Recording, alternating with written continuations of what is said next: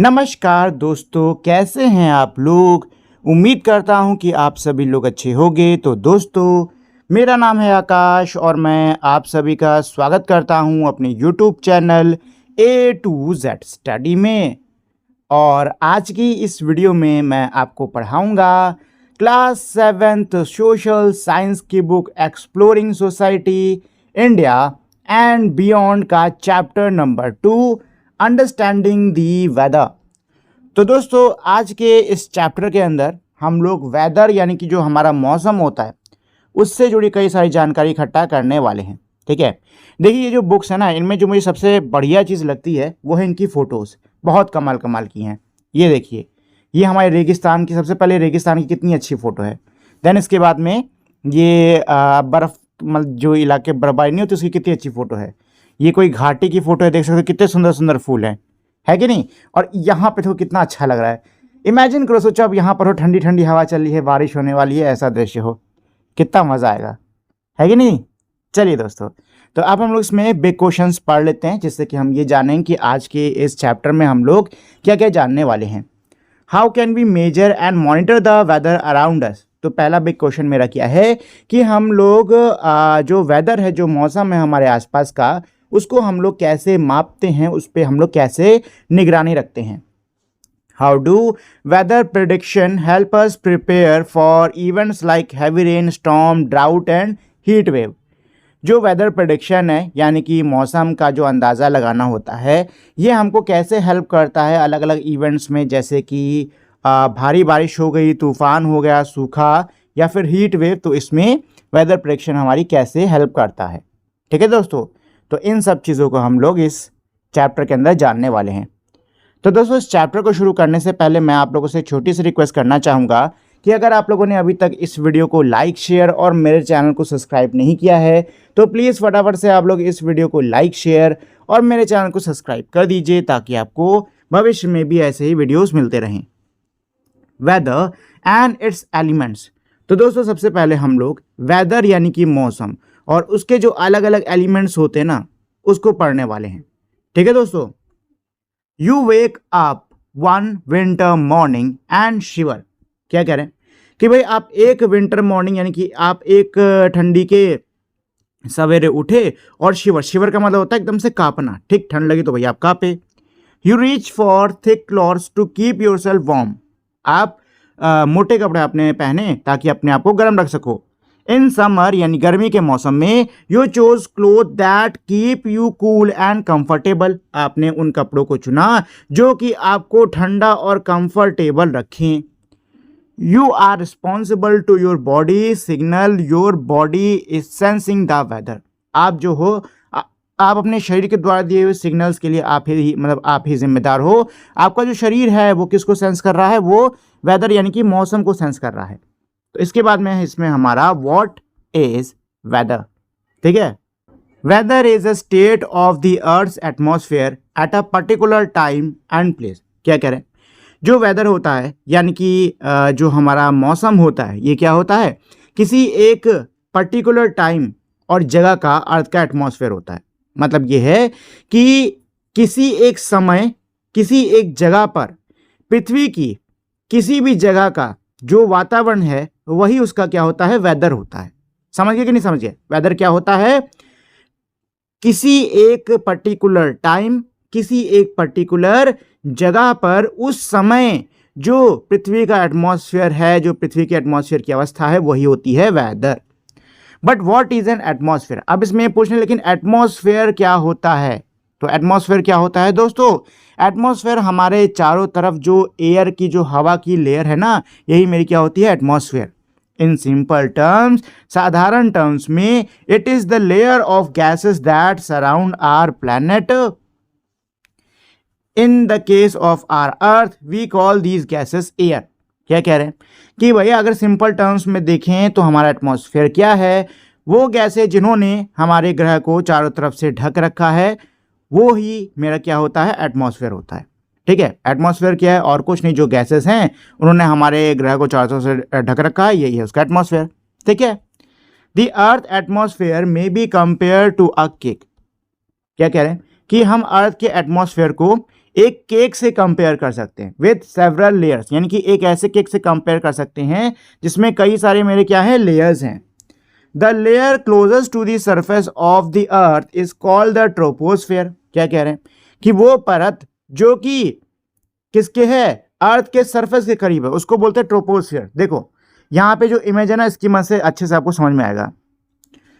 तो देखो ये अर्थ की सरफेस है, ठीक है, इस सरफेस के ऊपर ये वाला जो एरिया है इसको बोलते हैं ट्रोपोस्फेयर। क्या बोलते हैं, ट्रोपोस्फेयर, ठीक है ना। क्या हो गया ये, ट्रोपोस्फेयर, ठीक। अच्छा, ट्रोपोस्फेयर के ऊपर हमारी ये जो लेयर दे रखी है ये होती है मेरी ओजोन लेयर। ओजोन लेयर के ऊपर होता है आपका स्ट्रेटोस्फेयर। देखो जो भी हम लोग प्लेन व्लेन उड़ाते हैं, जो कुछ भी होता है ना, वो मेरा ट्रोपोस्फेयर में ही होता है, ठीक है ना। तो सबसे ऊपर मेरा इसमें क्या है, स्ट्रेटोस्फेयर। और फिलहाल इसमें इतना ही है, वैसे और भी हमारे होते हैं लेयर्स, बट इस चैप्टर में इतना ही है तो हम अभी इतना ही पढ़ेंगे, ठीक है ना दोस्तों। तो भाई ट्रोपोस्फेयर क्या होती है बताओ। ट्रोपोस्फेयर कौन सी लेयर को बोलती हैं, पृथ्वी की जो सरफेस है उसके जो करीबी मेरी लेयर है उसको बोलते हैं troposphere. And that is where all the land based plant and animal including human lives and breathe. और यही वो पूरी जगह है, यही वो लेयर है जहाँ पर ज़मीन पर जो भी हमारे जीव जंतु जानवर इंसानों को इंक्लूड करके रहते हैं और सांस लेते हैं। It is also where almost all the weather phenomenon which we will explore in this chapter take place। और यहीं पर जो मेरे अलग अलग मौसम के फिनोमेना हैं, जो मेरे अलग अलग मौसम की घटनाएं हैं, वो सारी घटती हैं। The troposphere extend to the height of 6 to 18 kilometers from the ground। जो ट्रोपोस्फेयर है ये मेरा ग्राउंड से यानी कि ज़मीन से 6 से 18 किलोमीटर की ऊंचाई पर होता है, मतलब ऊंचाई तक होता है। It is less thick at the poles where the cold air contracts and thicker in the tropical zone where the warmer air expands। क्या कह रहे हैं कि ये जो है मेरा ट्रोपोस्फेयर, ये क्या होता है, पोल्स जो होते हैं, poles, north pole south pole, पढ़ा है कि नहीं पढ़ा है। पृथ्वी के हमारे दो पोल होते हैं, नॉर्थ पोल और साउथ पोल, ठीक है ना। तो इसमें यही कह रहा है कि जो हमारा ये होता है ट्रोपोस्फेयर, ये पोल्स पर कैसा होता है, लेस थिक होता है, मतलब कम मोटा होता है। देखो पोल्स पे ठंडी बहुत ज़्यादा होती है, ठीक है, और जब भी आप एयर को या फिर किसी भी गैस को ठंडा करते हो ना तो सिकुड़ती है, ठीक। तो वही चीज़ यहाँ पे हो रही है कि यहाँ पोल्स पे क्या होते हैं, जो एयर है वो कॉन्ट्रैक्ट होती है, सिकुड़ती है। और जो ट्रोपोस्फेयर है वो ट्रॉपिकल जोन में हमारा क्या होता है, मोटा होता है। यहाँ पे जो मौसम है मेरा गर्म होता है, और गर्म हवा, मतलब गर्म होने की वजह से जो हवा है ये मेरी क्या होती है, एक्सपैंड होती है। You will study more about the other layer in your science classes. आप अपने साइंस क्लासेस में और लेयर्स के बारे में पढ़ोगे। We use many words to describe the weather. Weather यानी कि मौसम को डिस्क्राइब करने के लिए हम लोग बहुत सारे वर्ड्स का यूज़ करते हैं, जैसे कि हॉट हो गया, कोल्ड हो गया, रेनी हो गया, क्लाउडी, ह्यूमिड, स्नोई, विंडी और ऐसे कई सारे। They describe the different way in which we experience the elements of weather. ये जो होते हैं वर्ड्स, ये क्या करते हैं, ये डिस्क्राइब करते हैं वो अलग अलग तरीके जिसमें कि हम लोग जो हमारे वेदर है उसको एक्सपीरियंस करते हैं, ठीक है ना। जो वेदर है उसके नाम किस हिसाब से दिए गए हैं, हमारे एक्सपीरियंस के हिसाब से दिए गए ना। हमको अगर लगता है कि भाई मौसम ठंडा, उसको हम ठंडी बोलते हैं, ठीक है, फिर चाहे मौसम कैसा क्यों ना हो। लेकिन अगर आपको लग रहा है कि मौसम ठंडा है तो आपके लिए ठंडी हो गई, है कि नहीं। चलिए let's explore what are some of the words in your local language that you use to describe the weather। hot, cold, warm, chilly, crisp, pleasant and so on are commonly used term in English। देखो बहुत आसान question है। ये कह रहे कि आप अपने लोकल लैंग्वेजेस में जो मौसम के लिए जो मेरे अलग अलग वर्ड्स यूज़ हो रहे हैं, hot, cold, warm, chilly, crisp, pleasant, ये सारे जो वर्ड्स हैं इनको आप क्या कहते हो, ठीक है। तो देखो हॉट को तो हम लोग, हॉट मतलब गर्मी होता है, ठीक है, कोल्ड मतलब ठंडी है, वार्म बारिश हो रही है, क्लाउडी को हम लोग बोलते हैं बदरी छा गई, ह्यूमिड में कहते हैं कि आज नमी बहुत है, नहीं उमस बोला जाता है हम लोग, क्या उमस, कि आज उमस बहुत है। स्नोई वेदर के लिए होता है कि बर्फीला इलाका या फिर बर्फीला मौसम है। विंडी हवाएं चल रही हैं, ऐसे कहते हैं, ठीक है। आपके लोकल लैंग्वेज में भाई इनको जो भी कहते हो ये आप अपने फ्रेंड्स को बता सकते हो। चलिए द एलिमेंट्स ऑफ वेदर, तो अब हम लोग एलिमेंट्स ऑफ वेदर पढ़ने वाले। तो हमारे एलिमेंट्स ऑफ वेदर क्या होते हैं दोस्तों, ये होता है मेरा temperature, precipitation, atmospheric pressure, wind और ह्यूमिडिटी, ठीक है। इन सब के बारे में हम लोग पढ़ेंगे। तो पहला है टेम्परेचर। तो टेम्परेचर मतलब क्या होता है? तापमान। तापमान यानी कि जो मेरा एटमॉस्फेयर है वो मेरा कितना गर्म और कितना ठंडा है। ठीक है। अगला है मेरा प्रेसिपिटेशन। प्रेसिपिटेशन क्या होता है? Any form of water such as rain, snow, sleet और hail that falls from the sky. किसी भी रूप में जो मेरा पानी गिर रहा है आसमान से, जैसे बारिश हो गई, बर्फ हो गई, ओले हो गए, कुछ भी हो गए, पानी जो गिर रहा है मेरा आसमान से, उसको ही हम बोलते हैं क्या? प्रेसिपिटेशन। ठीक, किसी भी रूप में गिर रहा हो वही मेरा क्या होता है? प्रेसिपिटेशन। ठीक है। नेक्स्ट है मेरा atmospheric pressure. The height of the air above us felt on the earth surface. तो एटमॉस्फेरिक प्रेशर क्या होता है? जो एयर की हाइट होती है हमारे ऊपर, जो कि एयर, देखो हमने अभी ऊपर पढ़ा कि भाई एटमॉस्फेयर मेरा क्या है? एटमॉस्फेयर मेरे जो गैसेस हैं वो हैं, गैसों ने हमको चारों तरफ से घेर रखा है। अब ये जो गैसें हैं ये हमारे ऊपर पड़ रही कि नहीं पड़ रही हैं? पड़ रही है ना। तो देखो चाहे गैसेस कितनी भी हल्की क्यों ना हो, कुछ ना कुछ तो वेट होगा ही उनका, होगा कि नहीं होगा? होगा ना।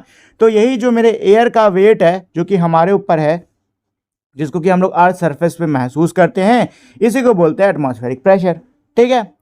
विंड तो आपने कई बार पढ़ा होगा कि भाई जो चलती हुई हवा होती है उसको क्या बोलते हैं? विंड, हिंदी में पवन बोलते हैं। ठीक है। और नेक्स्ट है मेरा ह्यूमिडिटी। ह्यूमिडिटी यानी कि नमी, मतलब हवा के अंदर मेरे जो वाटर वेपर है, जलवाष्प हैं, वो कितने मौजूद हैं। ठीक है ना।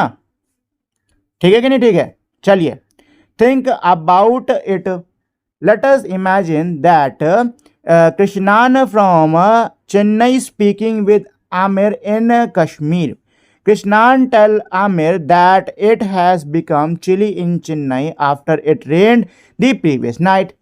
चलिए कल्पना करते हैं हम लोग कि कृष्णान जो है वो चेन्नई से बात कर रहा है, किससे? आमिर से, जो कि कश्मीर में रहता है। कृष्णान जो है आमिर को बता रहा है कि अभी पिछली रात क्या हुई है? बारिश हुई है, जिसकी वजह से चेन्नई में ठंडी हो गई है। Aamir ask him how cold it is. Aamir पूछा कितनी ठंडी हो रही है। How will Krishnan explain to Aamir how cold it is. अब ये कह रहे हैं कृष्णान जो है आमिर को कैसे बताया कि कितनी ठंडी हो रही है। After all what is cold for Krishnan may be quite pleasant for Aamir. क्योंकि भाई कृष्णान के लिए जो ठंडी है हो सकता है वो आमिर के लिए क्या हो?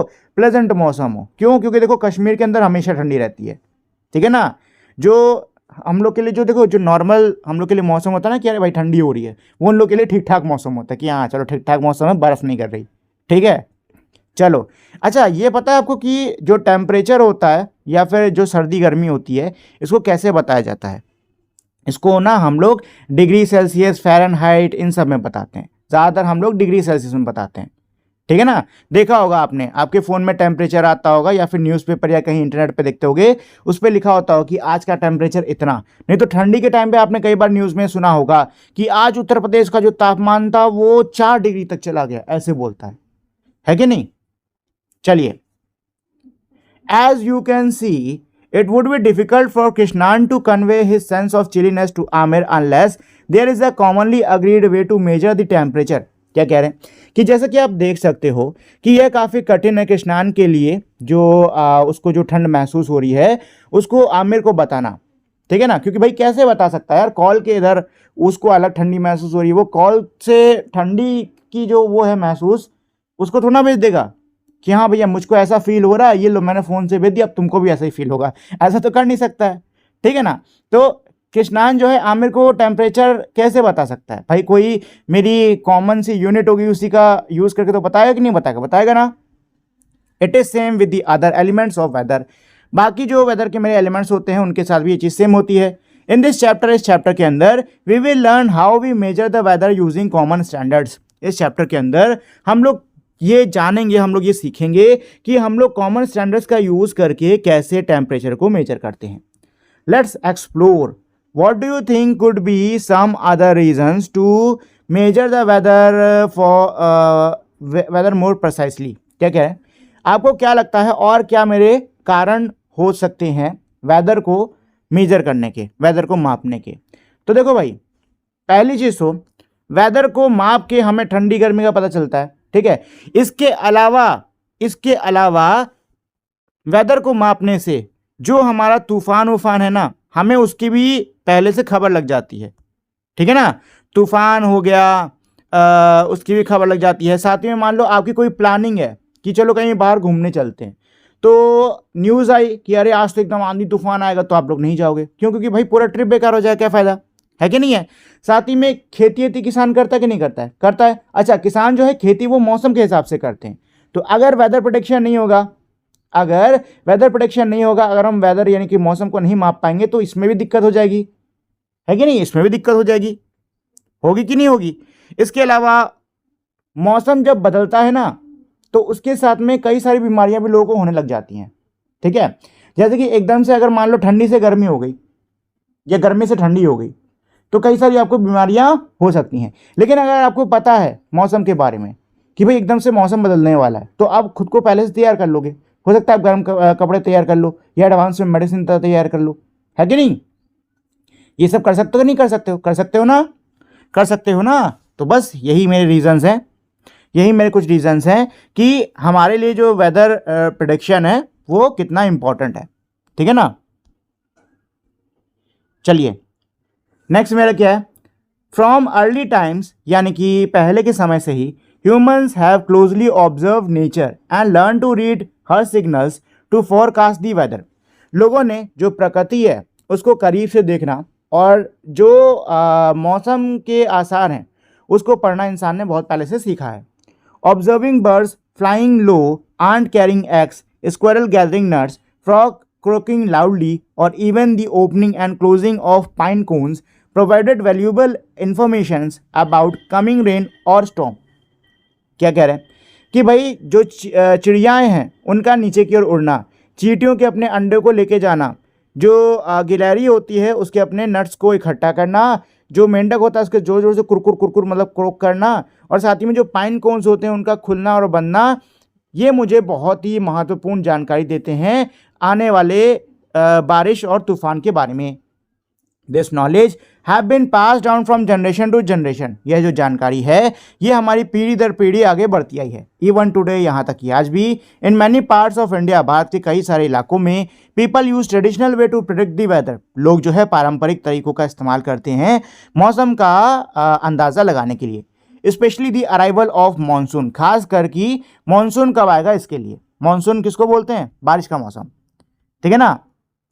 क्या है मेरा नेक्स्ट, ऑब्जर्विंग नेचर्स क्लू। तो अब हम लोग नेचर यानी कि प्रकृति जो हमको सबूत देती है ना, उसको हम लोग देखेंगे।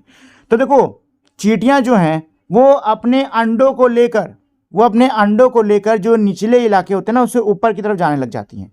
ये सिग्नल किसका होता है कि भारी बारिश होने वाली है, ठीक है। जो मेंढक होता है वो खूब तेज croak croak croak croak croak croak croak करने लगता है, ठीक है। ये भी बारिश का ही अंदेशा होता है कि बारिश हो सकती है, ठीक है ना। और जो मेरी ओपनिंग और क्लोजिंग है ना ये पाइन कोन की, ठीक, ये किसकी वजह से होता है? जो हमारे एनवायरनमेंट में मौजूद जो ह्यूमिडिटी होती है, नमी, उसकी वजह से होता है, ठीक है ना। किसकी वजह से होता है? ह्यूमिडिटी की वजह से होता है। Let's explore. Talk to elders in your neighbourhood and ask them how they predict the weather. क्या कह रहे हैं कि आपके पड़ोस में, आस पड़ोस में जो बड़े हैं उनसे बातचीत करिए और उनसे पूछिए कि वो मौसम का अंदाज़ा कैसे लगाते हैं। What sign do they observe, ये कौन से साइंस को ऑब्जर्व करते हैं। Document any saying in your regional language that refers to weather prediction. और अगर कोई कहावत है आपके रीजनल लैंग्वेज में मौसम के अंदाजे को लेकर, तो उसको भी लिख लो, ठीक है ना। चलिए जी, देखो पहले के ज़माने में ना लोग जो हैं वो ज़्यादातर आसमान को देखकर, बादल है कि नहीं है या फिर गर्मी कैसी है, उमस कैसी है, इस सब को देखकर ना मौसम का अंदाज़ा लगाया करते थे, ठीक है ना। चलिए, इन दी लास्ट फ्यू सेंचुरीज, अंत की कुछ हमारी सेंचुरीज मतलब कि शतक, यानी अंत के हमारे कुछ शतकों में, scientist have worked out methods to measure and monitor the element of weather with great प्रेसिजन्स।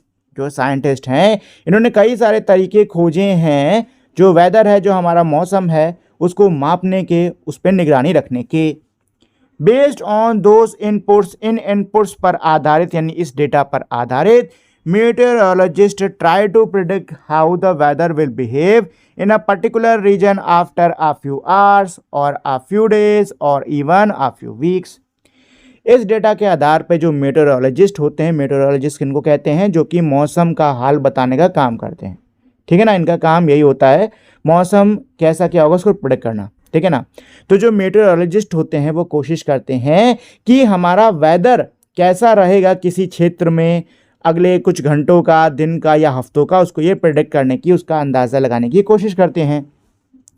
How do they do it, ये ऐसा कैसे करते हैं? Do they just look up at the sky and gas, क्या वो सीधे आसमान में देख के तुक्का मारते हैं? No, they have got some cool gadgets, a few of which we will now look at. नहीं, इनके पास में कुछ बहुत ही कूल, बहुत ही कमाल के गैजेट्स होते हैं, जिनमें से कुछ को अब हम लोग इसमें नीचे देखेंगे। तो दोस्तों अब बारी है हमारी अलग अलग गैजेट्स देखने की, जिससे कि मौसम का अंदाज़ा लगाया जाता है। तो weather instruments, a temperature, let's remember in your grade 6 science text book curiosity you read about different type of thermometer use for measuring temperature, the clinical thermometer and the laboratory thermometer. क्या कह रहे हैं कि भाई class 6 की जब आप science पढ़ रहे थे क्यूरियोसिटी, तो उसमें याद होगा आपको एक हमारा टॉपिक था थर्मामीटर्स का, ठीक है, डिफरेंट टाइप ऑफ थर्मामीटर्स का, जिसमें हमने देखा कि थर्मामीटर मेरे क्लिनिकल थर्मामीटर और लेबोरेटरी थर्मामीटर दो टाइप के रहते हैं। You also learn about temperature scale, आपने टेम्परेचर स्केल के बारे में भी सीखा था, जैसे कि डिग्री सेल्सियस, केल्विन, फ़ारेनहाइट, ये वाले। One of them is degree Celsius, Celsius scale, उनमें से एक होती है सेल्सियस स्केल, दूसरी है Fahrenheit scale.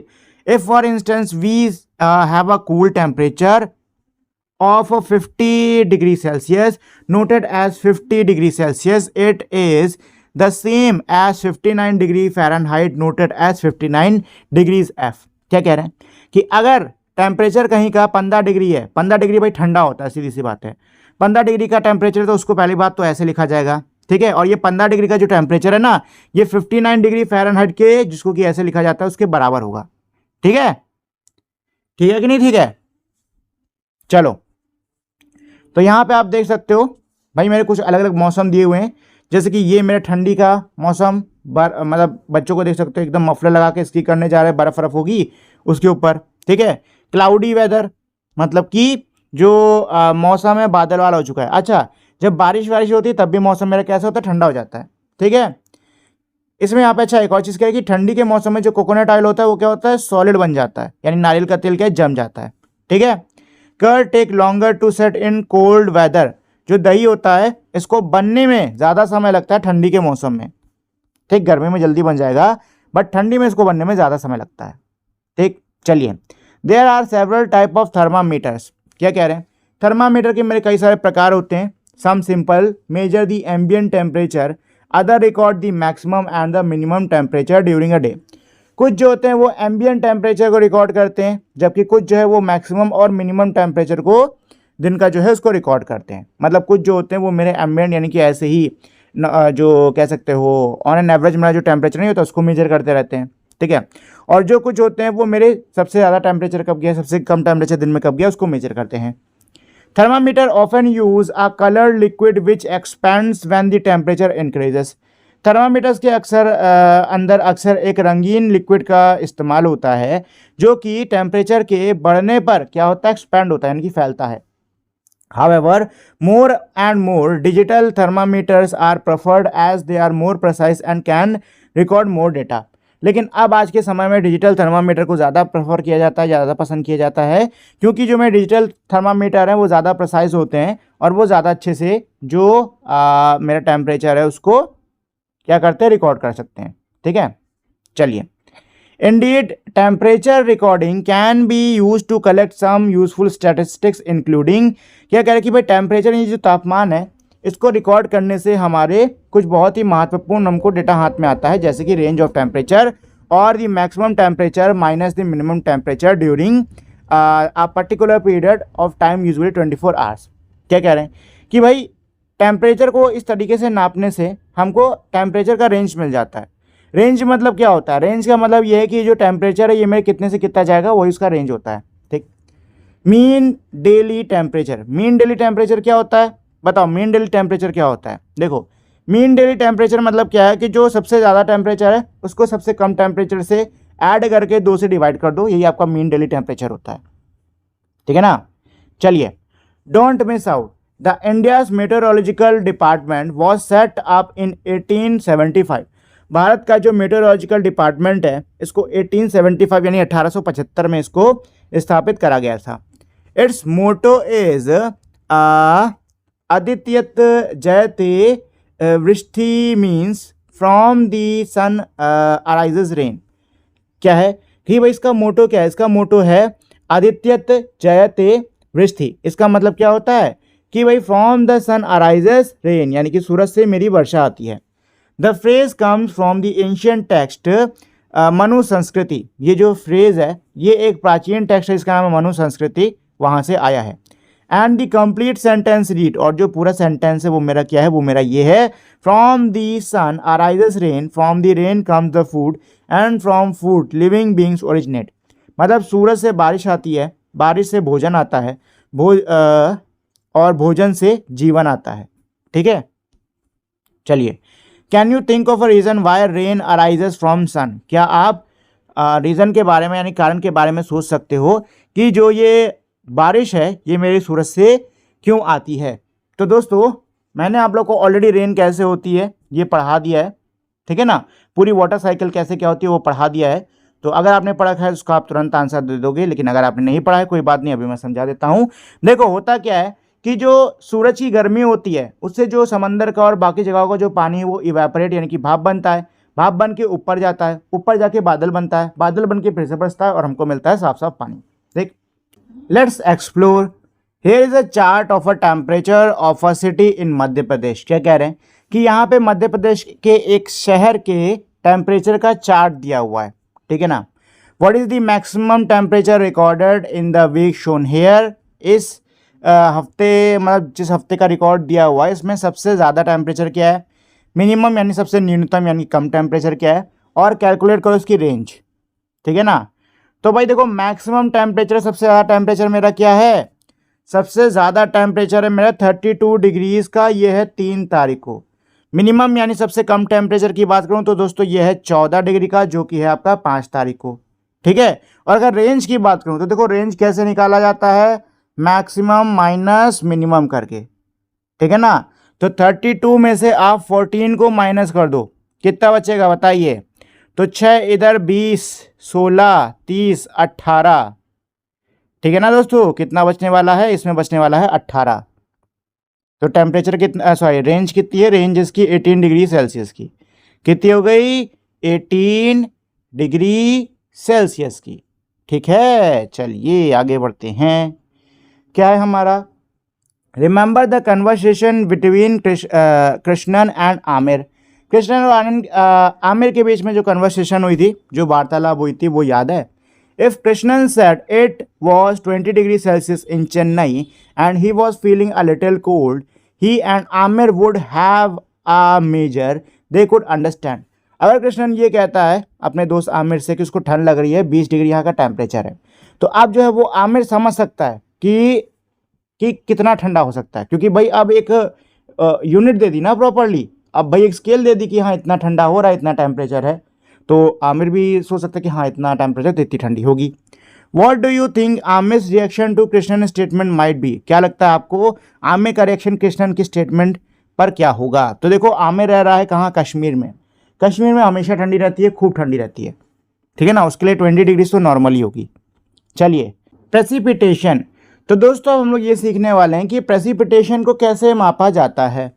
If the news says that a particular place receive 30 mm of rainfall in a day, what does it mean, how rainfall measured. क्या कह रहे हैं कि अगर न्यूज़ कहती है कि किसी एक जगह पर 30 मिलीमीटर की बारिश हुई है, तो इसका क्या मतलब है, और रेनफॉल को यानी बारिश को कैसे मापा जाता है। The amount of rainfall is measured with the help of N instrument called a rain gauge. क्या कह रहे हैं कि भाई जो वर्षा की जो मेरी मात्रा है उसको एक हमारा इंस्ट्रूमेंट, उसको एक हमारा एक ये औजार होता है जिसको कि हम बोलते हैं रेन गेज, इसकी मदद से मापा जाता है। व्हेन इट रेन, जब बारिश होती है, the water fall into a funnel and is collected in a cylinder. जो पानी है वो एक फनल में, ये जो फनल नहीं है इसमें गिरता है और इस ट्यूब के अंदर इकट्ठा हो जाता है, ठीक है। A scale is attached to the cylinder, cylinder से मेरी एक स्केल जुड़ी होती है to measure the depth of rain water collected, जो कि कितना पानी जो इकट्ठा हुआ उसकी गहराई को मेजर करने का इसका यूज़ होता है, जिसके लिए यूज़ होता है। फॉर एग्जाम्पल के लिए when the height of the water collector is 5 mm we say that the area receive 5 millimetre of rainfall. क्या है? फॉर एग्जाम्पल अगर जो पानी इकट्ठा हुआ है इस इंस्ट्रूमेंट के अंदर ये मेरा 5 mm तक है, तो हम कहेंगे कि उस एरिया में जो बारिश हुई है वो 5 mm तक हुई है। ठीक है ना? तो सीधा सा इसका यूज होता है, इजिली इसको मेजर कर सकते हैं। चलिए let's explore. Make a rain gauge as shown in the diagram above. ऊपर डायग्राम में जैसा मेरा एक रेन गेज दिया हुआ है ना, वैसे आपको बनाना होगा। Place the rain gauge in an open area. जो ये रेन गेज है इसको आप एक ओपन एरिया में खुली जगह पे रखो। Away from objects that might obstruct rain. ऐसी जगहों से दूर रखो जो कि बारिश को बारिश को रोके। Ensure that rain gauge is on a flat surface and not on a tilted or topple with the wind। क्या कह रहे हैं कि ये चीज़ आपको सुनिश्चित करने की जो रेन गेज है ये मेरा एकदम फ्लैट यानी कि एक सपाट सरफेस सपाट सतह पर होना चाहिए, तिरछा नहीं होना चाहिए और बारिश से गिरे ना। यूजिंग दी मेजरिंग स्केल का इस्तेमाल करते हुए record the amount of rain water collected at the same time every day. ये रिकॉर्ड करो कि रोज़ किसी जगह पर कितनी क्या बारिश हो रही है, मतलब कितनी क्या पानी आ रहा है। फॉर अ मंथ, एक महीने के लिए करो। If there is a snow, अगर स्नो गिरती है मतलब अगर बर्फ़ गिर रही है, allow it to melt before taking the measurement, उसको पिघलने दो उसके बाद मेजरमेंट लो। Calculate the average rainfall for every week in that month and comment on variation from week to week. क्या कह रहे हैं कि भाई कैलकुलेट करो एवरेज रेनफॉल का वीक के लिए, मतलब महीनों के जितने भी उस महीने के जितने भी हफ्ते हैं उनके जो रेनफॉल है उसके एवरेज को कैलकुलेट करो और उसमें जो वेरिएशन आ रहा है बारिश की जो अलग अलग मात्रा रोज़ जो गिर रही है इसमें जो वेरिएशन है इस पर कमेंट करो। ठीक है ना? तो ये यहाँ पे आपको खुद से एक छोटा सा रेन गेज बनाने को कह रहे हैं, तो आप चाहो तो बना सकते हो। बनाना कठिन नहीं होता, बहुत ही ईजी होता है, बना सकते हो। और जब भी बारिश का मौसम आए तो उसका यूज़ करके आप बारिश कितनी क्या हो रही है उसके डेटा को रिकॉर्ड कर सकते हो। ठीक है? चलिए सी पर आता है एटमॉस्फेरिक प्रेशर। तो अब हम लोग ये पढ़ेंगे कि एटमॉस्फेरिक प्रेशर को कैसे मापा जाता है। Our bodies are quite aware of temperature and rainfall. क्या कह रहे हैं? हमारा जो शरीर है वो तापमान और बारिश से काफ़ी अच्छे से क्या है अवगत है, मतलब उसको पता रहता है कि बारिश है और तापमान में बदलाव आया है। But you may also have experience that the weather sometimes feel heavy as before a thunderstorm. क्या कह रहे हैं? लेकिन हो सकता है कि आपने कई बार एक्सपीरियंस किया हो, कई बार अनुभव किया हो कि जो मौसम है वो थोड़ा भारी भारी सा लगता है। ठीक है? ये जो है वो थंडरस्टॉर्म से पहले होता है। This is related to atmospheric pressure. ये एटमॉस्फेरिक प्रेशर से जुड़ा होता है। Which is the pressure exerted by the weight of the air above and around you. Atmospheric pressure क्या है? ये मेरा वो प्रेशर है जो कि हवा हमारे ऊपर जो चारों तरफ मौजूद जो हवा है उसके द्वारा जो वेट हमारे ऊपर लग रहा है ये मेरा वो प्रेशर होता है। The atmospheric pressure is higher near the sea coast and lower as we go higher up into the mountain. क्या कह रहे हैं? एटमॉस्फेरिक प्रेशर जो है वो समुद्र के किनारे, समुद्र के तट पर मेरा क्या होता है हाई होता है, लेकिन जैसे जैसे हम ऊपर की ओर पहाड़ों की ओर जाते हैं ये जो है ये कम होता जाता है।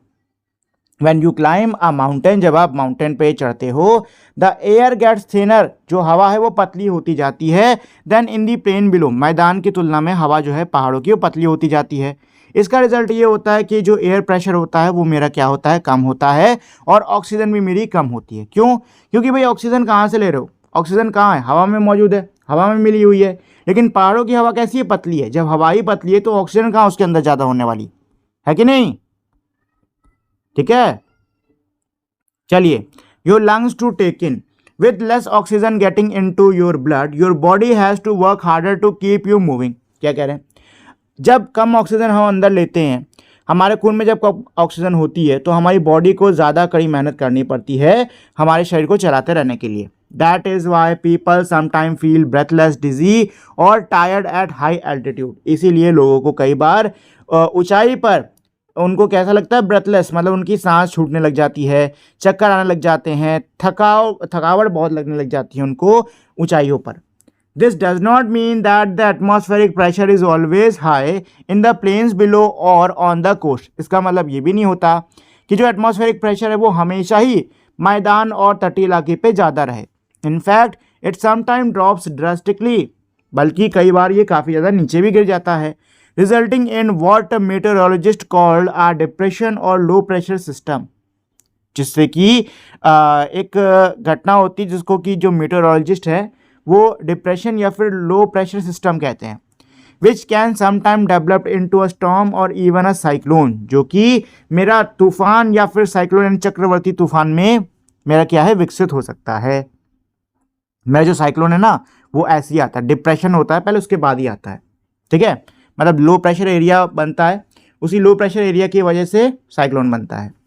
Think about it, why do you think it would be important to measure atmospheric pressure. क्या कह रहे हैं कि भाई एटमॉस्फेरिक प्रेशर को मेजर करना इंपॉर्टेंट क्यों है। देखो हम लोगों ने अभी ऊपर पढ़ा कि कहीं पर अगर एटमॉस्फेरिक प्रेशर किसी तट के किनारे या प्लेन में अगर मेरा क्या होता है कम हो जाता है बहुत तेज़ी से, तो क्या आ जाता है साइक्लोन आ जाता है, ठीक है।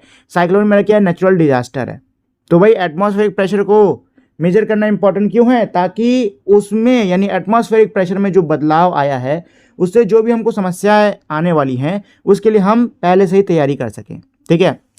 Who are the people who most likely to use such measurements, कौन लोग हैं जो कि ऐसे मेजरमेंट का ज़्यादा यूज़ करते हैं। तो भाई देखो जो लोग समंदर में जाते हैं ना मछली वछली पकड़ने या फिर सामान को इधर उधर पहुंचाने के लिए, उनके लिए जो डेटा है ना बहुत इंपॉर्टेंट होता है, ठीक है। चलो, the instrument use to measure atmospheric pressure is called a barometer. क्या कह रहे हैं कि वो औजार वो इंस्ट्रूमेंट जिसका इस्तेमाल एटमॉस्फेरिक प्रेशर को मापने के लिए किया जाता है उसको हम लोग बारोमीटर कहते हैं। As with thermometer there are several type of barometer, thermometers की तरह बारोमीटर भी मेरे कई सारे प्रकार के होते हैं। The unit they displace in generally the millibar abbreviated as MB, जो यूनिट होती है इनकी जो कि इसमें हमें यूनिट देखने को मिलती है वो होती है मिली बार, ठीक है, जिसको कि MB शॉर्ट में बोलते हैं। The normal atmospheric pressure at sea coast is around 1013 MB, जो नॉर्मल एटमॉस्फेरिक प्रेशर होता है मेरा समुद्र तट पर वो होता है 1013 MB का। अब pressure below 1000 MB indicates a depression, 1000 MB से कम जब प्रेशर होता है तो वो मेरा डिप्रेशन को इंडिकेट करता है, मतलब चांसेस है साइक्लोन वाइक्लोन आने के। थिंक अबाउट इट, इसके बारे में सोचो। People who travel to places at the high altitude are advise to make pauses on the way to allow the body to acclimatise. क्या कह रहे हैं कि जो लोग ऊंची जगहों पर जर्नी कर रहे होते हैं उनको सलाह दी जाती है कि वो थोड़ा पॉज लेकर यानी रुक कर जाएं ताकि जो शरीर है वो आदी हो सके, जो ऊंची जगहों पे जो कम प्रेशर है ना उसका आदी हो सके। Our army personnel serves in high altitude place like Khardungla in Ladakh which is over 5600 meters above the sea level. हमारे जो सैनिक होते हैं, हमारे जो आर्मी पर्सनल यानी हमारे जो सैनिक होते हैं वो ऊंची जगह हैं, जैसे कि हमारा कार्डन ला है लद्दाख में, यहाँ पर इनकी क्या होती तैनाती होती है, ठीक है। ये जो है कार्डन ला ये समुद्र के जो वो है सी लेवल है, समुद्र का जो लेवल है उससे 5600 मीटर की ऊंचाई पर है। It is hard to imagine how they live and work in a place where the oxygen level is so low. क्या कह रहे हैं कि भाई ये कल्पना कर पाना बहुत ज़्यादा कठिन है कि एक ऐसी जगह जहाँ पर ऑक्सीजन लेवल इतना ज़्यादा कम है वहाँ पर वो कैसे रहते हैं, कैसे काम करते हैं। The atmospheric pressure there is generally about 650 millibar, जो एटमॉस्फेरिक प्रेशर है वो वहाँ का आमतौर पर कितना होता है 650 मिली बार तक का होता है, इतना ज़्यादा कम, ठीक है। चलो, विंड, तो अब हम लोग देखने वाले हैं कि विंड यानी कि हवा को कैसे मेजर करा जाता है। Wind is the movement of air from areas of high pressure to areas of low pressure. क्या कह रहे हैं, मेरी जो विंड होती हैं, जो मेरी पवन है, ये मेरी एयर यानी कि हवा की क्या होती है मूवमेंट होती है, ठीक है। हाई प्रेशर एरिया से लो प्रेशर एरिया के बीच में ये होती है, ठीक। Speed and directions are two important factor when we describe the wind. Speed और डायरेक्शन यानी रफ्तार और दिशा जो है ये मेरे दो बहुत ही महत्वपूर्ण फैक्टर्स होते हैं जब हम लोग विंड को डिस्क्राइब करते हैं तब। थिंक अबाउट इट, क्या है सोचने के लिए। Have you seen seeds like these flying in the air, क्या आपने हवा में ऐसे बीजों को उड़ते हुए देखा है। What would happen to the seed if there was no wind. इन बीजों का क्या होगा अगर ऐसी कोई हवा ना हो तो दोस्तों ये जो ऐसे सीड्स होते हैं ना, इसको ऐसे सीड्स को मैंने हवा में उड़ते हुए देखा है। देखो मैं ना ये नहीं देखा कभी, ठीक है, ये भी देखा, ये भी देखा, ये भी देखा, ये भी देखा, ये वाला मैंने नहीं देखा, ठीक है। चलो, the wind is an important element of weather. जो विंड यानी कि जो हवा है, ये मेरे वेदर यानी हमारे मौसम का बहुत ही महत्वपूर्ण क्या है, एलिमेंट है। Its direction and speed help in weather forecasting. इसकी जो दिशा है, इसकी जो रफ्तार है, वो मौसम के फोरकास्ट यानी मौसम के अंदाजे लगाने में, मौसम की भविष्यवाणी करने में हमको हेल्प देता है। बिसाइड्स, इसके अलावा air pilots and sailors need to be aware of wind data. जो हवाई यान चलाने वाले लोग हैं या फिर जो समंदर में शिप चलाने वाले लोग हैं, उनको हवाओं का जो डेटा होता है ना, इससे अवेयर होने की ज़रूरत होती है, मतलब उनको इस डेटा की ज़रूरत होती है, ठीक है। As the wind has great influence on flying and sailing. क्यों? क्योंकि जो हवा होती है ये मेरे उड़ान पर और जहाज़ के समंदर में चलने, इन दोनों पर काफ़ी ज़्यादा क्या करती है, इफेक्ट डालती है। Farmer also uses the wind direction to predict where rain might come from. जो किसान होते हैं वो भी विंड डायरेक्शन का इस्तेमाल करते हैं ये प्रिडिक्ट करने में कि बारिश किस दिशा से आएगी। Also a greater wind speed will cause the soil to dry faster. इसके अलावा तेज हवा चलेगी तो जो मिट्टी है वो जल्दी सूखेगी। So how do we measure this direction speed. तो हम ये डायरेक्शन स्पीड को कैसे मापते हैं। अ विंड वेन और a weather vane has a rotating arm with the pointer at one direction and tail at the other direction। क्या कह रहे हैं कि जो मेरा विंड वेन होता है, इसको कि वेदर वेन भी कहा जाता है, इसमें मेरा एक रोटेटिंग यानी कि घूमता हुआ हाथ होता है, जो कि मेरा किसी भी डायरेक्शन में क्या करता है, पॉइंट करता है, मतलब किसी भी डायरेक्शन में हमको वो पॉइंट करता है, ठीक है। और उसकी दूसरी साइड क्या होती है, टेल होती है, यानी उसकी पूंछ होती है। When the wind blows, जब हवा चलती है, the tail is pushed, तब जो पूंछ है वो मेरी पुश होती है। and the pointer turn in the direction of the wind, और जो पॉइंटर वो पवन की दिशा में क्या होता है, मेरा मुड़ जाता है। it responds even to a light breeze, ये मेरा लाइट ब्रीज यानी हल्की हवा पे भी रिस्पॉन्ड करता है, ठीक है ना दोस्तों। चलिए, तो अब यहाँ पे मेरा नेक्स्ट क्या है, लेफ्ट में मेरा एक विंड वेन है, ये देख सकते हैं विंड वेन है, और राइट में मेरा क्या है, एमोमीटर। क्या है, एमोमीटर, एनमोमीटर, ठीक है। This wind vane on the tarmac is called wind sock. ये जो विंड वेन है टारमैक के ऊपर जो लगा होता है इसको हम लोग विंड सॉक कहते हैं, ठीक है। ये है, ठीक। चलो कहाँ पर थे। It gives pilot an indication of the direction of the wind during take off and landing. इसको देख के जो पायलट्स हैं उनको पता चलता है कि भाई टेक ऑफ यानी कि प्लेन को उड़ाते समय और प्लेन को उतारते समय हवा किस दिशा में बह रही है। Similar socks are used in industries that releases ashes or gases. इसी प्रकार से कुछ ऐसे ही सॉक्स मेरे उन उद्योगों में भी इनका इस्तेमाल होता है जो कि मेरे राख या फिर गैसेस को क्या करती हैं, रिलीज करती हैं, ठीक है। The simple instrument to measure the wind direction and speed is called anemometer. क्या कह रहे हैं कि भाई जो साधारण सा मेरा इंस्ट्रूमेंट जिसका इस्तेमाल विंड डायरेक्शन और स्पीड के लिए किया जाता है, नापने के लिए किया जाता है, इसको हम लोग बोलते हैं एनमोमीटर। क्या बोलते हैं, एनमोमीटर, ठीक है। It has 3 or 4 metal cups that rotate on a vertical staff when the wind blows. क्या कह रहे हैं कि इसमें 3 से 4 मेरे मेटल के कप होते हैं, ठीक है, जो कि एक वर्टिकल शाफ्ट से लगे होते हैं, वर्टिकल डंडे से लड़के होते हैं, लगे होते हैं, और जब हवा चलती है तो ये उसकी वजह से क्या करते हैं, घूमते हैं, ठीक है। जितनी तेज हवा होगी उतनी तेज रोटेशन होगा, यानी उतनी तेज ये घूमेंगे। A meter attached at the bottom counted how many times the anemometer spins in a certain period of time and calculate the wind speed in kilometers per hour. क्या कह रहे हैं कि भाई एक मीटर लगा होता है इसके नीचे जो कि रिकॉर्ड करता है कि एनमोमीटर कितनी बार दिए हुए समय काल में कितनी बार घूमा है, ठीक है। और इसी डेटा का यूज़ करके जो एनमोमीटर है वो क्या कैलकुलेट करता है, विंड स्पीड और डायरेक्शन, ठीक है ना। चलिए, नेक्स्ट है मेरा ह्यूमिडिटी। क्या है मेरा अगला topic, humidity. Humidity is the last element of weather on our list. Humidity जो है वो हमारे लिस्ट में क्या है, आखिरी मौसम है।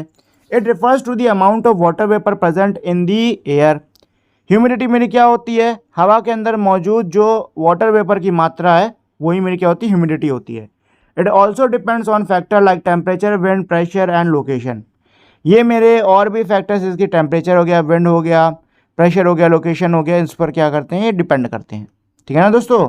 चलिए let's explore, where do you think humidity is likely to be more. क्या कह रहे हैं, क्या लगता है आपको जो ह्यूमिडिटी है यानी कि जो मेरी ये नमी है ये कहाँ पे ज़्यादा होगी, कोची और जयपुर, कोची में ज़्यादा होगी या फिर जयपुर में ज़्यादा होगी। You might guess that Kochi has higher humidity than Jaipur because it is located near the sea. हो सकता है आप ये गैस करो, आप ये अंदाज़ा लगाओ कि कोची में ह्यूमिडिटी ज़्यादा होगी क्योंकि जो ये है क्या बोलते हैं, कोची है ये समंदर के किनारे पर पड़ता है। But how will we know for sure, लेकिन हम श्योरिटी के लिए यानी कंफर्मेशन कैसे होगा, कैसे पता चलेगा कि नहीं जो हम सोच रहे हैं वही है। If we had to compare the humidity level between Kochi and Mangaluru, how would we do it. अगर हमें कंपेयर करना होगा कोची और मंगलुरु के ह्यूमिडिटी को तो कैसे करेंगे। डिस्कस विद योर क्लासमेट्स, अपने क्लासमेट्स के साथ में चर्चा कीजिए।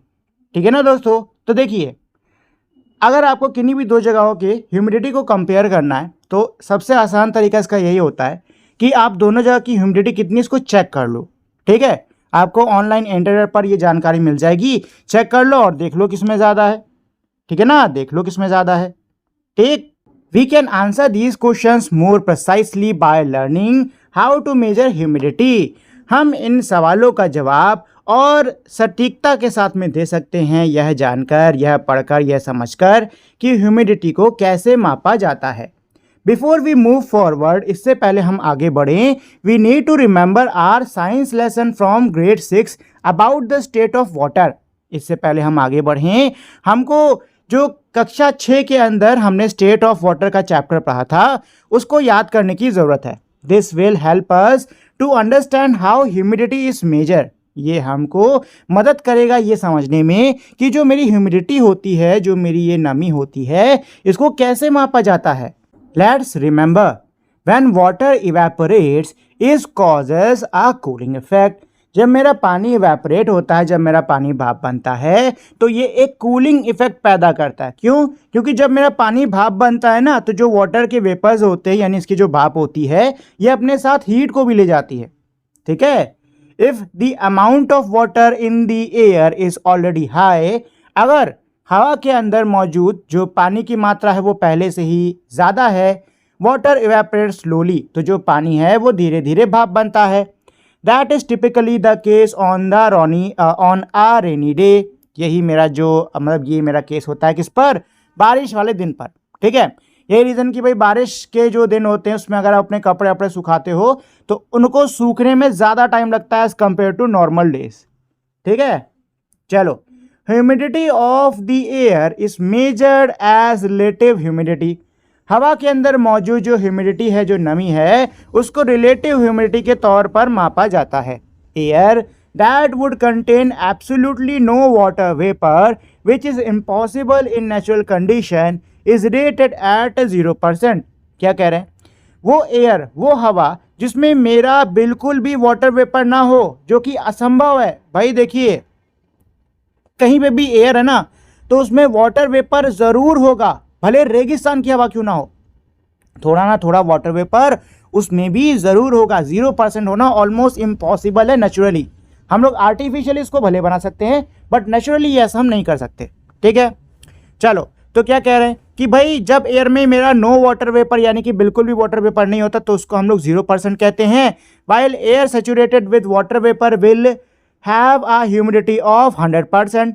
जबकि वो हवा जिसमें वाटर वेपर सैचुरेटेड लेवल पर है, मतलब इतनी मात्रा में कि अब और वाटर वेपर एयर के अंदर ऐड ही नहीं हो सकता, तो उसको हम लोग 100% ह्यूमिड बोलते हैं। क्या बोलते हैं कि भाई जो नमी है, जो ह्यूमिडिटी है मेरी क्या बोलते हैं हवा में, वो मेरी 100% है। In practice, dry weather has relative humidity range between 20% and 40%। क्या कह रहे हैं कि भाई जो सूखा मौसम होता है मेरा, उसमें जो मेरी रिलेटिव ह्यूमिडिटी होती है ये मेरी 20% से 40% की रेंज में होती है। While humid weather usually falls between 60% and 80% relatively humidity. क्या कह रहे हैं कि भाई जबकि जो ह्यूमिड वेदर होता है, ह्यूमिड यानी कि जो मेरा नम मौसम होता है, वो इसकी जो ह्यूमिडिटी की मेरी रेंज होती है, रिलेटिव ह्यूमिडिटी की जो मेरी रेंज होती है, वो मेरी 60 से 80% के बीच में पड़ती है। ठीक है, थिंक अबाउट इट। क्या है मेरा, if the humidity in Delhi is at 52%। क्या कह रहे हैं कि अगर दिल्ली में मेरी जो ह्यूमिडिटी है वो 52% है, while in Kochi while in Kochi it is 84%, और ये कोची में 84 यानी कि 84% है। In which of the two places are wet clothes likely to dry faster. बताओ दोनों में से कौन सी जगह पे कपड़े जल्दी सूखेंगे? तो सीधी सी बात है भाई, दिल्ली में जल्दी सूखेंगे, क्योंकि दिल्ली की जो हवा है वो मेरी कम ह्यूमिड है कि नहीं? तो दिल्ली में मेरे कपड़े क्या हैं, जल्दी सूखेंगे। And where are you likely to sweat more, और कहाँ पे आपका पसीना ज़्यादा आएगा? तो वो है कोची। ठीक है, देखो पसीना जो है वो कैसे सूखता है, जो मेरा पसीना है वो भी तो मेरा इवेपोरेट होता है, ऐसे ही तो सूखता है कि नहीं सूखता है? अब अगर हवा के अंदर ऑलरेडी ह्यूमिडिटी ज़्यादा है तो क्या आपका जो पसीना है वो ईजिली सूख पाएगा? नहीं सूख पाएगा ना। ठीक है, assuming the temperature is the same in both places. क्या कह रहे हैं कि भाई दोनों प्लेसेस का मेरा जो टेम्परेचर अगर सेम है तो देखो दिल्ली में कपड़े जल्दी सूखेंगे और कोची में पसीना ज़्यादा आएगा। ठीक, चलिए आगे बढ़ते हैं। But how do we measure such numbers, लेकिन हम ऐसे नंबर्स को कैसे मेजर करते हैं? This is done through an instrument called hygrometer. ये एक इंस्ट्रूमेंट के द्वारा किया जाता है जिसको हम लोग बोलते हैं hygrometer. Again there are several types of hygrometer depending on the principle they are based on. क्या कह रहे हैं कि भाई हाइग्रोमीटर मेरे अलग अलग प्रकार के होते हैं और ये उसके सिद्धांत पर निर्भर करता है। ठीक है, उसके सिद्धांत के हिसाब से जो हाइग्रोमीटर है मेरे अलग अलग प्रकार के होते हैं। The measurement of humidity is of greater importance in many industrial processes such as food processing. क्या कह रहे हैं कि जो ह्यूमिडिटी यानी कि ये जो मेरी नमी है, इसकी जो मेजरमेंट है, इसकी जो माप है, ये मेरी बहुत ज़्यादा महत्वपूर्ण है कुछ औद्योगिक कामों में, जैसे कि फूड प्रोसेसिंग। देखो फूड प्रोसेसिंग में क्या होता है कि भाई जो रॉ मटेरियल होता है उसको सीधी सी बात है तैयार करके पैकेट में पैक करके दिया जाता है। अब अगर पैकेट के अंदर पैक करते टाइम जो भी खाने की चीज़ है उसमें नमी रहेगी ना ज़्यादा, तो वो बहुत जल्दी ख़राब हो जाएगा। ठीक है ना, क्योंकि अगर नमी होगी तो फफूंद वफूंद ये सब लग जाएगा। ठीक, तो खाना जल्दी ख़राब हो जाएगा अगर उसमें नमी रह जाएगी तो। Museums also monitor humidity as they need to maintain a dry environment to preserve their exhibits. जो म्यूजियम्स होते हैं ये भी ह्यूमिडिटी को क्या करते हैं, मॉनिटर करते हैं। क्यों करते हैं? देखो म्यूजियम्स के अंदर हमारे बहुत पुरानी पुरानी और बहुत ही बेशकीमती चीज़ें रखी होती हैं।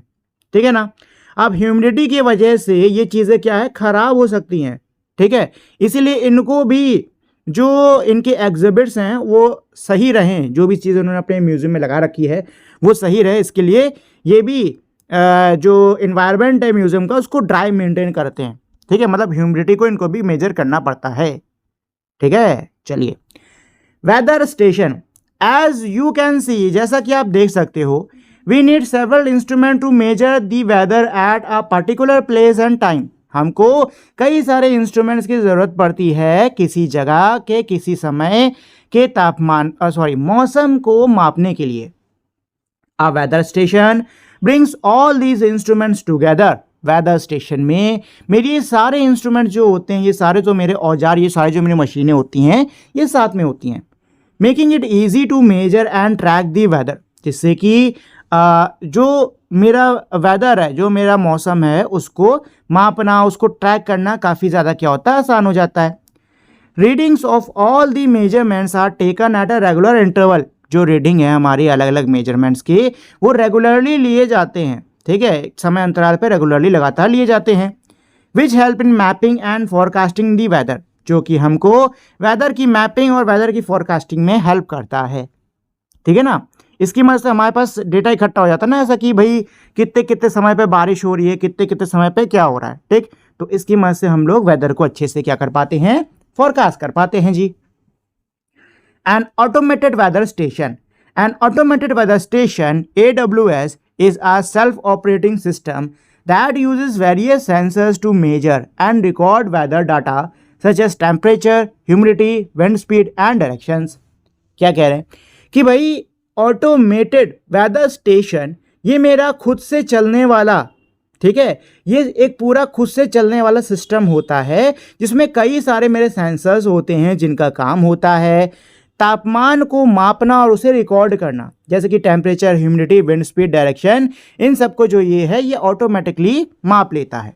ठीक, such stations are widely used in fields like agriculture, aviation, navigation, environmental monitoring and so on, providing accurate and timely weather information without the need for human intervention। ऐसे जो मेरे स्टेशंस हैं ये मेरे खेती बाड़ी, एविएशन, जो हमारे प्लेन व्लेन नहीं उड़ते हैं उस फील्ड को हम बोलते हैं एविएशन। ठीक है, चलिए, तो ये जो मेरे ऐसे स्टेशंस होते हैं ये मेरे एग्रीकल्चर, खेती बाड़ी, एविएशन, नेविगेशन, रास्ता दिखाने के लिए, एनवायरनमेंट को मॉनिटर करने के लिए, इन सब के लिए, इन सभी के फील्ड में इसका क्या होता है, काफ़ी ज़्यादा यूज़ होता है, जिससे कि हमें समय पर सही सटीक जानकारी मौसम की मिल पाती है बिना किसी मनुष्य हस्तक्षेप के। ठीक है, चलिए, don't miss out. In 2023, the National Disaster Management Authority set up an AWS at a glacier lake of Sikkim at an altitude of more than 4,800 meters above the sea level. The AWS provided early information about upcoming weather condition. क्या कह रहे हैं कि 2023 में national disaster management authority ने एक AWS automated weather station लगाया है। कहाँ पर? जो सिक्किम की ग्लेशियर लेक है वहाँ पर। ठीक है, 4,800 मीटर की ऊंचाई पर ये लगाया गया है, समंदर से 4,800 मीटर की ऊंचाई पे लगाया गया है। और ये जो AWS है ये हमको जानकारी देता है किसकी, मौसम की, उसकी मौसम की परिस्थिति और आने वाले, मतलब जो अभी करंट मौसम है उसकी और जो आने वाला मौसम है उसकी हमको ये जानकारी देता है। ठीक है, चलिए, predicting the weather, meteorologists collect data using these instruments over long period of time। जो ये meteorologist होते हैं ये इन इंस्ट्रूमेंट्स का यूज़ करके जो डेटा है उसको लंबे समय तक क्या करते हैं, इकट्ठा करते हैं, मतलब लंबे समय के डेटा को ये इकट्ठा करते हैं। They study the data and use scientific, वो इस डेटा को स्टडी करते हैं और साइंटिफिक मेथड्स को यूज़ करते हैं। ठीक है, जो वेदर है, जो हमारा मौसम है उसको प्रेडिक्ट करने के लिए। Such predictions are very important nowadays. आजकल के दिनों में ऐसे जो प्रेडिक्शन है ये हमारे क्या है दोस्तों, बहुत ही ज़्यादा महत्वपूर्ण है। As climate change make extreme weather such as drought, flood, cyclone etcetera more frequent. क्योंकि जो ये क्लाइमेट चेंज हो रहा है, जो ये जलवायु में परिवर्तन आजकल के समय में हो रहा है, इसकी वजह से जो मौसम है वो बहुत ही तेज़ी से बदल जा रहा है। मतलब कहीं पे सूखा पड़ जा रहा है, कहीं पे एकदम से बाढ़ आ जा रही है, कहीं पे साइक्लोन आ जा रहा है। ठीक है ना, ऐसा मेरा हो रहा है। चलो, तो नेक्स्ट मेरी आगे ना यहाँ पे मेरी इमेज दी हुई है। ठीक, और इस इमेज के नीचे मेरे कुछ इंडिकेटर्स दिए हुए हैं। ठीक है, जैसे कि अगर ऐसे लाइन बनी है तो इसका मतलब है फॉग, अगर ऐसे ये मतलब थोड़ा लाइट कलर का बादल है तो ये हैवी रेन, ये एकदम ब्लैक है तो मेरा वेरी हैवी रेन, और ये एकदम ब्लैक है और लाइन से मेरी ऐसे बूंदें बनी हुई हैं तो ये हो गया एक्सट्रीमली हैवी रेन। ठीक है, और ये नीला है तो मेरा हैवी स्नो। ठीक, तो ऐसे मेरे सारे इंडिकेटर्स जो हैं वो दिए हुए हैं। ठीक है, ये आप देख सकते हो कहाँ कहाँ पे क्या क्या हो रहा है। ठीक है, ये आप देख सकते हो हर जगह पर। ठीक, ये देखो, है कि नहीं। अच्छा, एक और चीज़, यहाँ पे कलर जोन भी दिए हुए हैं, जैसे कि ग्रीन का मतलब नो वार्निंग, जो मेरा थोड़ा सा ये है, क्या ये कौन सा कलर है, लाइट ग्रीन समथिंग कुछ है, इसका मतलब है कि भाई अभी इसका अपडेटेड होगा, मतलब इसमें थोड़ी बहुत गड़बड़ हो सकती है, इसके लिए अलर्ट है। और भाई रेड वाले में है वार्निंग कि भाई तैयार हो जाओ, आंधी तूफान आने वाला है। ठीक है, चलिए आगे बढ़ते हैं भाई। तो accurate prediction help us to be ready for such events. क्या कह रहे हैं, जो एक्यूरेट प्रेडिक्शन होती है, यानी कि जो मेरी सटीक प्रेडिक्शन होती है मौसम की, वो हमको ऐसे इवेंट्स के लिए रेडी रहने में हेल्प करती है। They also enable local governments to mobilise resources and prepare for any disasters. क्या कह रहे हैं कि भाई इस डेटा की मदद से जो लोकल गवर्नमेंट होती है वो ऐसे परिस्थितियों के लिए, ऐसी आपदाओं के लिए जो उनके संसाधन है उसको जल्दी से इस्तेमाल में ला सकती है और खुद को तैयार कर सकती है ऐसी आपदा के लिए। फॉर एग्जाम्पल, उदाहरण के लिए, if stormy weather is expected at a sea, fisherman are warned about venturing out in their boats, or an entire coastal areas might have to be evacuated if a cyclone is expected। क्या कह रहे हैं? उदाहरण के लिए, अगर तूफानी मौसम हो रहा है समंदर के किनारे, तो जो मछुआरे होते हैं, समंदर में कोई में तूफानी मौसम हो रहा है तो जो मछुआरे होते हैं उनको वार्निंग दी जाती है कि वो अपने नाव से समंदर में ना जाएं। और कई बार क्या होता है कि भाई ज़्यादा अगर साइक्लोन वाइक्लोन आ रहा है या ज़्यादा कुछ बड़ी दिक्कत होने वाली है तो जो पूरा तटीय इलाका है ना उसको ही खाली करा लिया जाता है, जिससे कि जान का जो खतरा है ना वो बहुत ज़्यादा मेरा क्या है कम हो जाता है। Let's explore, discuss in pair, groups में, पेयर्स में डिस्कस करिए। Different situation in which weather prediction are helpful, अलग अलग सिचुएशंस को जिसमें कि मेरे जो वेदर प्रेडिक्शन है ये मेरे हेल्पफुल हों। मेक अ लिस्ट, सूची बनाओ, and after you have completed it, और उसको पूरा करने के बाद में share it and discuss it with the pair sitting next to you. Share करो और डिस्कस करो आपके बगल में जो जोड़ा बैठा है उसके साथ में, ठीक है, जो दो लोग बैठे उसके साथ में। How many different categories of situation have you been able to identify, आप कितने डिफरेंट कैटेगरीज सिचुएशंस, ऐसे सिचुएशंस के आइडेंटिफाई कर पाए, ठीक है ना दोस्तों। तो यहाँ पर ये मेरी एक्टिविटी टाइप की दी हुई, जो कि अगर आप लोग चाहो तो कर सकते हो। चलिए आगे बढ़ते हैं। Look carefully at the map of India above, ऊपर दिया हुआ जो भारत का नक्शा उसको ध्यान से देखो। This map was issued by India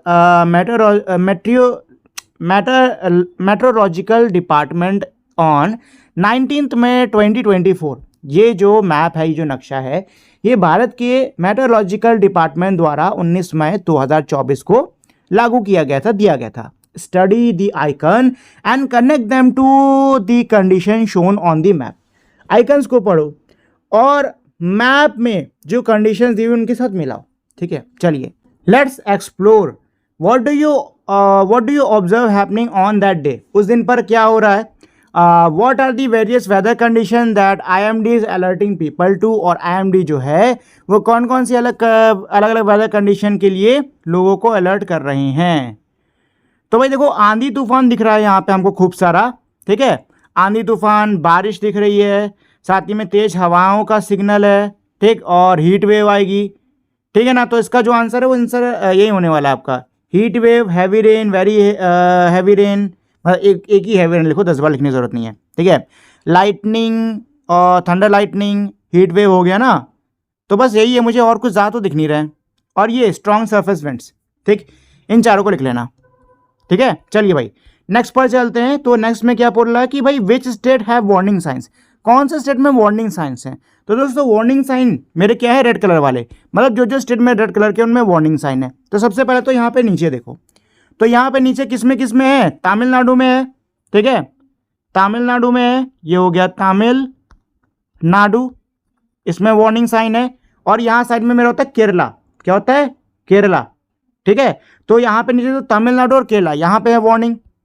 और ऊपर देखो यहाँ पे 3 स्टेट्स में है मेरे, कौन कौन से स्टेट, 3 स्टेट्स में है मेरे, कौन कौन सा, इधर होता है मेरा राजस्थान, ठीक है, ये मेरा क्या है, राजस्थान, ठीक है। यहाँ पे मेरा होगा दिल्ली और यहाँ पे होगा मेरा पंजाब। एक सेकंड रुको, नहीं यहाँ पे हरियाणा होगा, ठीक है, ये हरियाणा होता है, दिल्ली तो ये हो गया ना, हाँ दिल्ली ये होगा। एक सेकंड यार, ये मैप में कुछ गड़बड़ क्यों लग रहा है, ठीक है, ये ना हरियाणा होगा, ठीक है, ये हरियाणा होगा। तो भाई हरियाणा, ये N और A है, ठीक, और ये हो गया पंजाब, PUNJAB, पंजाब, ये वाला पंजाब है, ठीक है ना। तो भाई इन स्टेट्स में हमारे वार्निंग साइंस हैं, ठीक है ना दोस्तों। नेक्स्ट मेरा क्या है, which part of India are likely to be free from severe weather conditions. अच्छा, खराब मौसम की कंडीशन से कौन कौन से एरिया मेरे फ्री रहेंगे। तो फिर से चलते हैं मैप में। अच्छा यहाँ पे देखो, ये जो मैं लाइट कलर के जितने भी एरियाज हैं ना, ये सभी मेरे क्या हैं, फ्री रहने वाले हैं। एक सेकंड रुको यार, वैसे लाइट कलर में भी कुछ ना कुछ गतिविधि चल रही है, ग्रीन वाले में होने चाहिए, ठीक है। Zero warning, no warning green में होनी चाहिए, जो कि कहीं पे भी नहीं है, ठीक है। तो ऐसा कोई भी स्टेट यहाँ पे नहीं है जहाँ पे कोई भी मौसम की गड़बड़ ना हो, ठीक है। तो यही होगा, रुक जाओ, सवियर वेदर कह रहा है ना, सवियर यानी कि खराब मौसम, बहुत खराब मौसम। तो इन जगहों पे देखो, एक चीज़ जो बता दूं मैं, ये जो लाइट कलर के है ना, यहाँ पे मौसम थोड़ा गड़बड़ तो रहेगा लेकिन बहुत खराब नहीं रहेगा, ठीक है। तो चाहो तो इनके भी नाम आप लोग देख सकते हो, ठीक है, इनके नाम लिख सकते हो। वैसे सही बताऊं तो नो वार्निंग वाला यहाँ पे इंडिया के अंदर कुछ है नहीं उस दिन का, ठीक। चलिए आगे आते हैं। Which states are likely to face heat wave condition, कौन सी स्टेट में हीट वेव की कंडीशन फेस करनी पड़ सकती है? तो मैं ऐसे ही बता दे रहा हूँ, नॉर्थ इंडिया के स्टेट्स हैं पक्का, ये नॉर्थ इंडिया के स्टेट्स है। वैसे हीट वेव है किसका, अच्छा ये थर्मामीटर रेड वाला प्लस का साइन, तो भाई थर्मामीटर रेड वाला प्लस का साइन ये रहा मेरा, ठीक है। तो यहाँ ऊपर के जितने भी मेरे राज्य हैं ना, हिमाचल प्रदेश, पंजाब, राजस्थान, हरियाणा, उत्तर प्रदेश, मध्य प्रदेश, इन सभी में हमको हीट वेव देखने को मिल रही है। गुजरात यहाँ सब में हीट वेव हमको देखने को मिलने वाली है, ठीक है। आगे बढ़ते हैं। Which are the causes for warning in Tripura and Lakshadweep, Tripura और लक्षद्वीप में मेरे वार्निंग के क्या कारण हैं? तो भाई फिर से आओ मैप पर, ठीक। तो लक्षद्वीप मेरा कहाँ है, लक्षद्वीप मेरा ये रहा। तो लक्षद्वीप में हैवी रेनफॉल और मेरा क्या है, थंडरस्टॉर्म, लाइटनिंग और थंडरस्टॉर्म और हैवी रेनफॉल है कि नहीं है? ये मेरा हो सकता है, ठीक है। हो सकता है कि नहीं हो सकता है? हो सकता है ना। चलो भाई त्रिपुरा पर आते हैं। तो त्रिपुरा मेरा होता है बांग्लादेश के करीब करीब, है ना। त्रिपुरा जो है आई थिंक ये किसके पास होता है, ये बांग्लादेश के पास होता है। त्रिपुरा जो है, हाँ ये बांग्लादेश के पास होता है। देखो मुझे ना इसमें थोड़ी कन्फ्यूज़न है, मुझे थोड़ा याद नहीं आ रहा है, बट आई थिंक त्रिपुरा ना सम प्लेस समथिंग समथिंग शायद यहाँ पे कहीं होना चाहिए, यहाँ पे कहीं होना चाहिए, ठीक है। तो यहाँ पे तो बस एक ही है भाई, थंडरस्टॉर्म ही दिख रहा है मुझे, तो यहाँ पे थंडरस्टॉर्म ही लिख दो, ठीक है। त्रिपुरा में थंडरस्टॉर्म ही आ जाएगा आपका, अगर वहाँ पे त्रिपुरा हुआ तो, ठीक है। देखो एक बार ना चेक कर लेना, मुझे त्रिपुरा की जो जगह है वो गलत लग रही थोड़ी सी, ठीक है। तो एक बार गूगल कर लेना इस चीज़ को भी। चलिए बिफोर वी मूव ऑन, तो दोस्तों चैप्टर खत्म हो गया है और अब जो बारी है वो है मेरी समरी की, ठीक है ना। तो चलो भाई पढ़ लेते हैं। Temperature, humidity, precipitation, water and atmospheric pressure together defines the weather at a particular place. क्या कह रहे हैं कि भाई जो तापमान होता है, नमी होती है, जो पानी मेरा गिरता है आसमान से, जो हवाएं हैं और जो वातावरण का जो मेरा प्रेशर होता है, ये किसी भी जगह के वेदर को डिफाइन करता है। The condition of these elements is measure using special instruments. ये जो कंडीशंस हैं इनको ये जो मतलब मेरी अलग अलग कंडीशंस होती हैं, इनको हम लोग अलग अलग इंस्ट्रूमेंट का यूज़ करके इनको मेजर करते हैं। Data collected from these help us to monitor and predict the weather. जो हमको डेटा मिलता है उसकी मदद से हम लोग मौसम पे नज़र रख सकते हैं और आने वाले मौसम का अंदाज़ा लगा सकते हैं। In different times or situations, one of the element is dominant. For example, rainfall in July, the temperature in May and December, atmospheric pressure, where a cyclone is moving, and wind when a loose, strong, hot and dust that blows in North India in summers is blowing, और forest fire are spreading। देखिए क्या करें कि अलग अलग समय में, अलग अलग परिस्थिति में मेरे ये जो अलग अलग एलिमेंट्स होते हैं ना, ये डोमिनेंट होते हैं। एग्जाम्पल के लिए जुलाई में मेरी तेज़ बारिश होती है, ठीक है। मई दिसंबर में टेम्परेचर कम रहता है, ठीक है। साइक्लोन जब होता है, कहीं पे भी साइक्लोन मेरा आ रहा होता है, तो एटमॉस्फेरिक प्रेशर मेरा क्या रहता है, उसमें उसकी दिक्कत होती है। लू जो है, लू तेज़ हवाएं, गर्म गर्म हवाएं, याद है कि भूल गए, गर्मी में भी चलने वाली हैं, ठीक है, वो होती हैं, ठीक है ना। कहीं पे फॉरेस्ट फायर फैल रहा होता है, मतलब ये सारी चीज़ें। Weather is closely link to climate. जो मेरा मौसम है वो जलवायु से जुड़ा हुआ है, ठीक। We will discuss this in next chapter. इसको हम लोग नेक्स्ट चैप्टर में डिस्कस करेंगे। ये इसमें क्या कर रहा है, छोड़ो। चलिए जी, तो अब आ गए हैं हम लोग इसके क्वेश्चन आंसर्स पर। तो क्या कह रहा है, match the instruments with the weather element it measures. बहुत आसान है। क्या कह रहे हैं कि भाई इंस्ट्रूमेंट को उसके वेदर एलिमेंट से मैच करो, ठीक है। तो सबसे पहले है हाइग्रोमीटर। तो हाइग्रोमीटर मेरा क्या नापता है दोस्तों, ह्यूमिडिटी 1, ठीक है। एनमोमीटर ये हवा नापता है, ये किसको नापता है, हवा नापता है, ये हो गया आपका 2। बारोमीटर जो है, एक सेकंड को, बारोमीटर, रुको रुको रुको, थर्मामीटर टेम्परेचर नापता है 4, ये हो गया। और बारिश रेन गेज जो है ये प्रेसिपिटेशन कौन मापेगा, ठीक, तो 5 ये हो गया। बारोमीटर मेरा एटमॉस्फेरिक प्रेशर को मापता है, 3 ये हो गया, ठीक है। मुझे बारोमीटर में थोड़ी सी कंफ्यूजन थी इसलिए मैंने उसको बाद में करा, ठीक है ना। सेकंड है मेरा, Jyotsna is deciding what cloth to pack for her school trip to Mumbai in June. Jyotsna जो है वो जून के महीने में स्कूल ट्रिप में कहाँ जा रही है, मुंबई जा रही है, तो उसको कौन से कपड़े पैक करने चाहिए, इसमें उसकी आपको हेल्प करनी होगी। तो भाई जून में मुंबई जा रहे हो, गर्मी बहुत रहेगी, ठीक है, तो हल्के कपड़े पैक करो, खत्म कहानी। चलो ऐसे क्वेश्चन पढ़ लेते हैं। She look at weather forecast, उसने वेदर फॉरकास्ट को देखा, विच प्रेडिक्ट 29 डिग्री सेल्सियस, जिसने कि 29 डिग्री टेम्परेचर होगा, इसको प्रेडिक्ट किया। साथ में 84% ह्यूमिडिटी होने वाली है, मतलब नमी तो बड़ी तगड़ी वाली होने वाली है, इसको प्रेडिक्ट करा। What would your advice be, तो आपकी एडवाइस क्या है, हमारी एडवाइस तो यही है कि जो लाइट क्लोथ होते हैं ना, हल्के कपड़े, उनको लेकर जाओ, ठीक है, हल्के कपड़े लेकर जाओ, साथ में पानी वानी लेकर जाओ, और क्या ये हो सकता है। अच्छा एक और चीज़, ह्यूमिडिटी 84% है, ठीक है, और जून का महीना है, बारिश भी हो सकती है, ठीक है, तो रेनकोट और छाता भी लेके जाना चाहिए उसको। चलिए थर्ड पर आते हैं।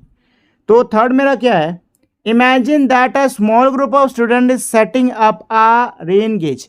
कल्पना करिए कि कुछ छोटे बच्चों का समूह है जो कि रेन गेज को क्या कर रहे हैं, सेटअप कर रहे हैं। Here are some option for the site, यहाँ पे साइट के कुछ ऑप्शंस हैं मेरे।